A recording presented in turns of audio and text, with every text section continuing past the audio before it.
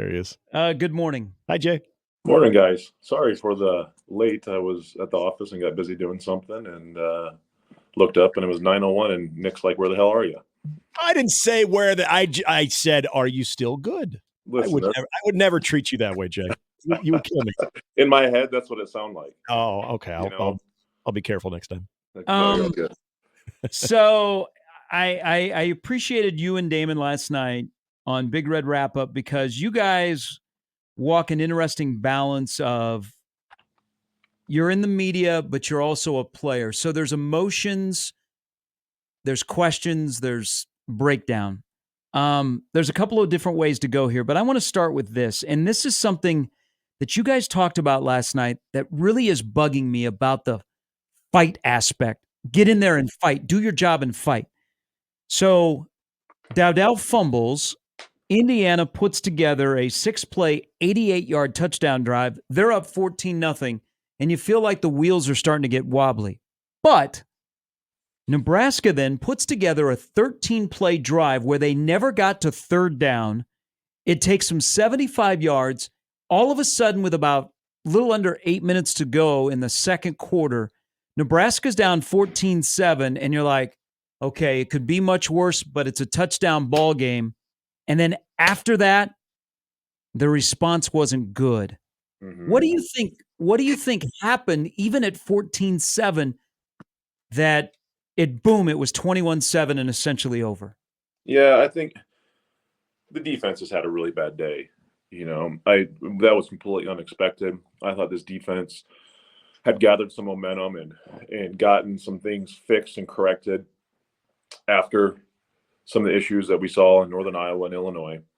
I thought they had some momentum. I think the bye week, this is what always concerns me about the bye week, and I could be wrong, but this is just my take. Is you can give sometimes coaches don't do well with too much time. Mm-hmm. I thought the defense, and I think I got the sentiment from Tony White yesterday. He tried doing too much. Nick brought that up. I think he overcomplicated things. Coming on in a bye week, you have more time, you have more meeting time, you have more time to look at film. Yeah. And I thought, they just seemed a step slow defensively. They seemed a little bit unsure where new wrinkles, new concepts, new things might have been introduced. And I think this is the hard part too when you're dealing with a defense that has a lot of good players that have played a lot of snaps, that you think you can present them with more complicated things, more unique ways, trying to do things a certain way to try to, slow up the opposing offense.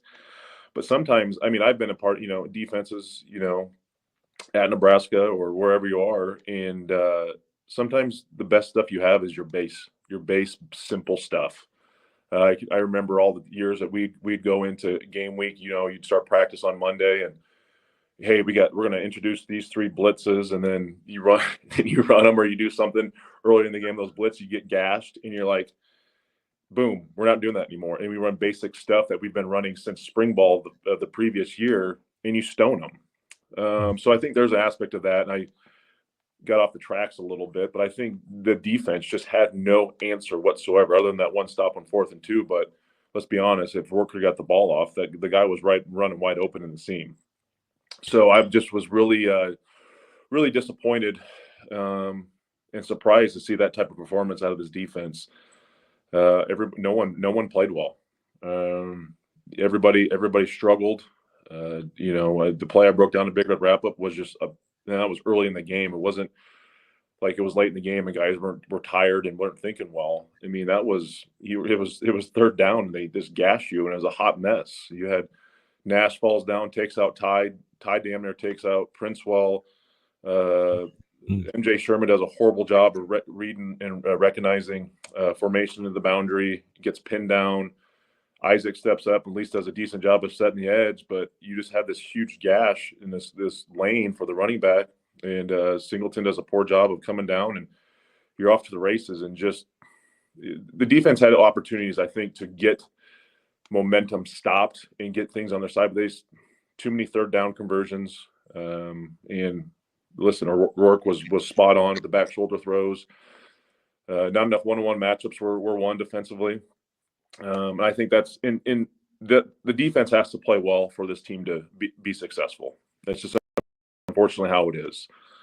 We know the offense has their issues, and that's, we could spend another 2 hours dissecting offensive issues, but this defense has to be good to give this team a chance. And unfortunately, on Saturday, it was the worst performance they had all year. Jay, we know a lot of people, defensive players, including Isaac Gifford, saying this yesterday, that this week and going forward, it has to be about them, not the opponent. How tough is that when you're playing a team like Ohio State, to keep it on yourself, keep it on your job, as opposed to getting caught up of what you're up against, given how talented Ohio State is? Yeah, it can be rather daunting, and it's obviously very concerning knowing supposedly how mentally fragile this team is. But I also look at it as, what? No one's expecting us to win. No one thinks we're going to play well. And this is from this, top down, staff wise, player wise. This could really, free people up. I look at this and, when expectations, I think obviously Nebraska has struggled, for 20 plus years dealing with expectations, where fans and people in national coverage thinks they're about ready to do something. And this is finally their time that they're going to show they can beat a ranked opponent on the road, or finally beat a ranked opponent wherever it is, right? Mm-hmm. And they lay an egg. Listen, no one, not one single person is expecting Nebraska to win. Just go play, man. Go fight. Who cares what the score is?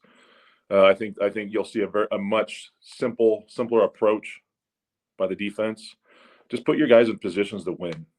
Quit trying to get too cute. Quit trying to move your D-line all over the place. Man, just line up and say, hey, this is my gap. I'm gonna get it. You want to throw some different wrinkles at it. I think this is a week that you can't overthink it, right? You just overthought the last week and you get your butt kicked. I don't know. Obviously Indiana and Ohio State play in a few weeks. Let me see just, how much better Indiana potentially, or that matchup between Indiana and Ohio State. Indiana could easily beat Ohio State after watching that game last Saturday. But it's an opportunity, just the mental stuff.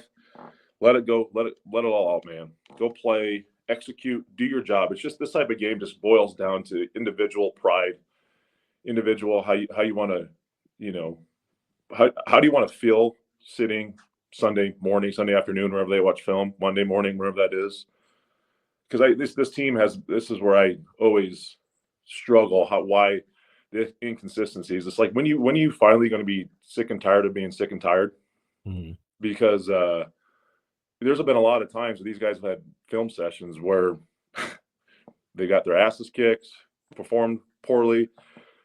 Man, have some pride about yourself, and just, what, if my other 10 guys aren't going to show up and do it, at least I can. At least I can sit in film study with my coach or whoever it is and say, I did my job to the best of my ability, and let it be. And I know that's maybe a selfish way of looking at it. But that's what it boils down to. Now, if all 11 guys had that same mentality, you're probably going to be a damn good football team.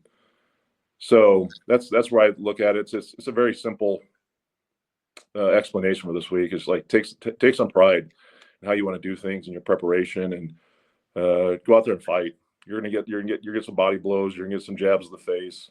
But you know what? Keep those hands up, duck and weave, and fight back.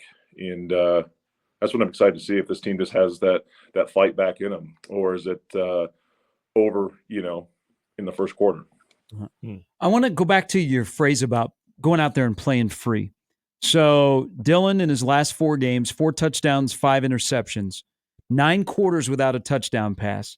There's a lot of things that are ailing the offense, and they're not playing to their strengths. It's more to their weaknesses. But let's focus on the quarterback, Jay. Can they get to a point, because you can see him start to think, and he's a second late, and there were some guys that were open, and if he throws it right away instead of thinking, maybe they go for a bigger gain or a completion. Can you get the quarterback back to where the first 3 games of the year he was playing free and easy? Can you get that back in week 8? I think so. I think you have to. I think we were discussing this last night too, with whether it was DB or SIP on there, and you see a quarterback that is trying to play too perfect.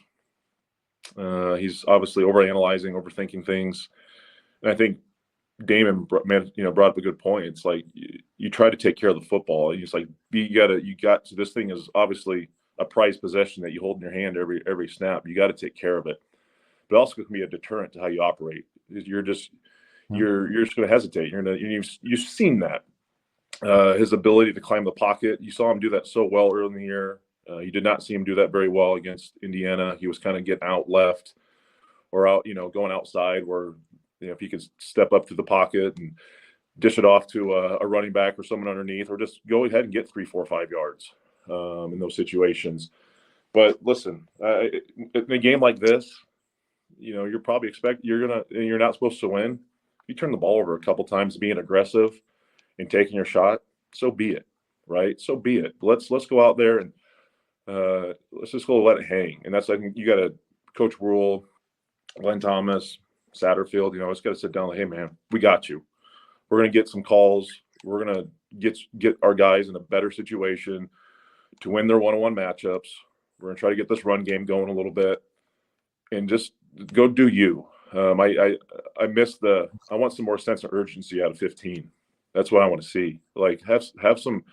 He's almost too cool. I mean, the guy is. I mean, he doesn't look too flustered, but it's almost to a fault at times. Let's get some sense of urgency going here. Let's get you quick on your feet. He might be a little dinged up, so I understand that. But hey, when you got this ball, you got this guy here, get it to him. Let's just go. Let's operate.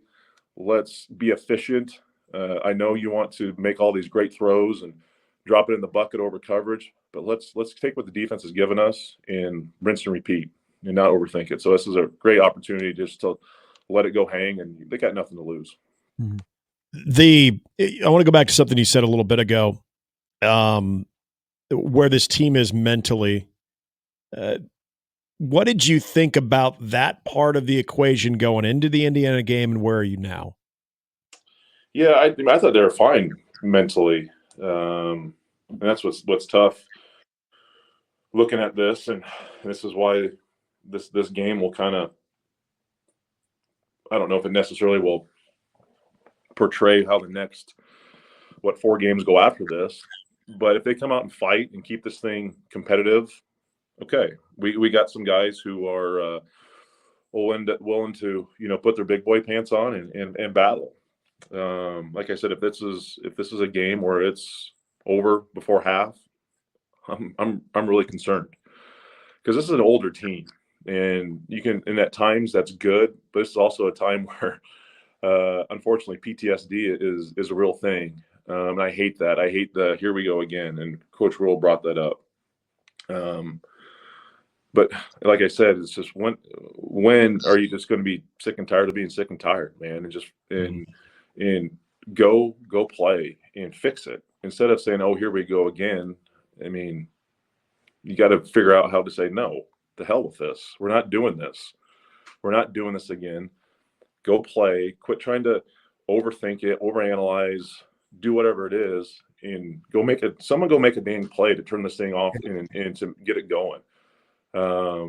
Isaac Gifford, go make a play. Ty, Nash, Jamari, somebody step up, go make a dang play, get a turnover, and change this thing. But this will be very telling, I think, early on in this first half about the mental stability of this team and just how the coaching staff's got them prepared when you have to go on the road to Columbus against a top 5 team in the country. So I know some people aren't too excited to watch it, but I'm excited to see the psychology of it all and where this team lays, because it's going to be telling to see and fitting to see how these next this game and then obviously the next 4 after this to find 1 more win, 2 more wins, 6-6, 7-5 to obviously be playing somewhere in December.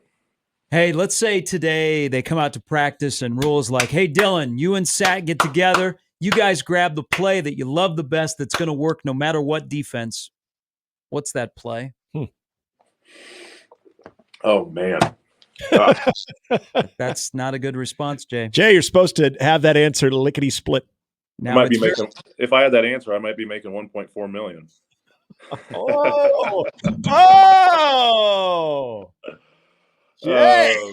Hey, listen, that was a shot supposed to be fired, but listen, it's that play.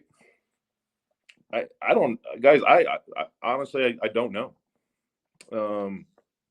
This offense has gotten worse, and surprisingly, because with Dylan, I just think the process of it all.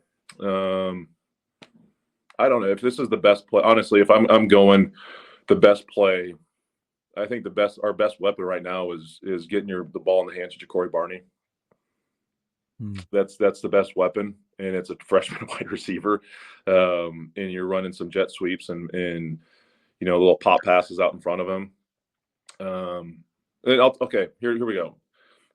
This is you just got to give me a second to work through my thoughts. A lot of hits to the head, boys.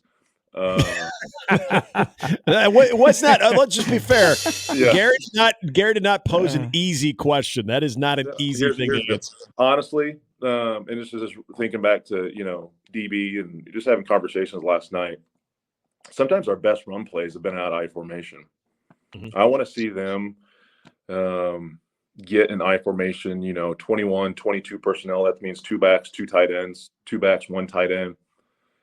And you just get that extra guy leading up in the hole to try to get this run game going. Just trying to do something unique. It's so hard to run the ball out of shotgun.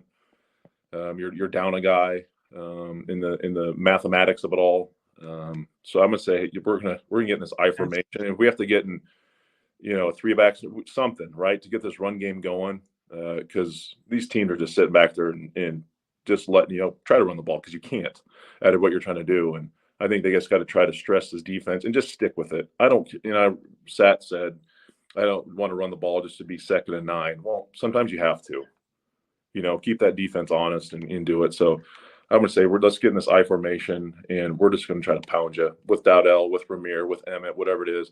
Throw some play action off of it, but we're going to kind of go old school. We're going to get nasty with it. And hopefully it's like Novocaine, right? You just give it some time, and hopefully you're going to pop it, and it's going to kick in eventually. Like split veer. You made some reference to it. I got to ask you, as a former player, but also a guy that played on the defensive side of the football, in a week that I think we're all looking for a response, but also some type of answers. What did you immediately think when you heard the running game question posed to Marcus Satterfield, the response there? What went through your head? Oh, and just the second, the 2nd and 9 or the just that entire exchange where need to get into a mindset. He needs to commit to it. All of that, where we've talked a little bit. Yeah. Gary and I have talked a little bit about the disconnect, where it seems like the head coach wants to do one thing, the OC wants to do something else, and for whatever reason, it ain't happening. Yeah, I agree. I mean, it's not what you want to hear. And he might have backtracked a little bit in that statement. But listen, offensive coordinators, doesn't matter if it's at Nebraska or wherever, when you can't run the ball early, the OCs will pocket that thing, will put that run game away so quick. Mm-hmm. And that's where he has to commit to it and can't get deterred, can't get, you can't panic. And I get it. Arguably your best player is your quarterback. So you want to have him, the ball in his hands, thrown to some wide receivers who are obviously struggling too. But I think he has to just get over that mindset. And I think this is where Rule has to step up and hey, homeboy, hey, buddy, we're running this freaking thing. I don't care. I agree. If you don't, Glenn Thomas, hey, you're at the helms now. Because I'm going to find someone who is willing to do it, because we got to help this football team win and own time possession and maybe shorten some of these games. And you got to commit to it one way or the other. If you don't, hey, if you can, we'll take the reins out of your hands, or you can find somewhere else to coach. And I just think those tough conversations are probably being had and need to be discussed after a performance like that. I agree. Hey, great stuff last night. That was not easy. I enjoyed it. You guys did a really good job putting it all into perspective. And of course, we always enjoy our visits when we can take time away from your busy workday here on Wednesdays. Thanks, boys. Well, not too busy today. I'm gonna be on the golf course here in a few hours. So, of course you are. Where are you playing? I'm just here in Lincoln at the Country Club of Lincoln. They have a little event that it's kind of a last hurrah out there. They call it like the Superintendent's Revenge. So there'll be some tough pins, and crazy fast greens, and we'll have some of Powell's. We'll just go out there and have a Wednesday. Nice. And the weather's not bad. Hit him straight, my man. Jay, as always, we appreciate it. Thank you. All right. Thanks, guys. Talk to you later.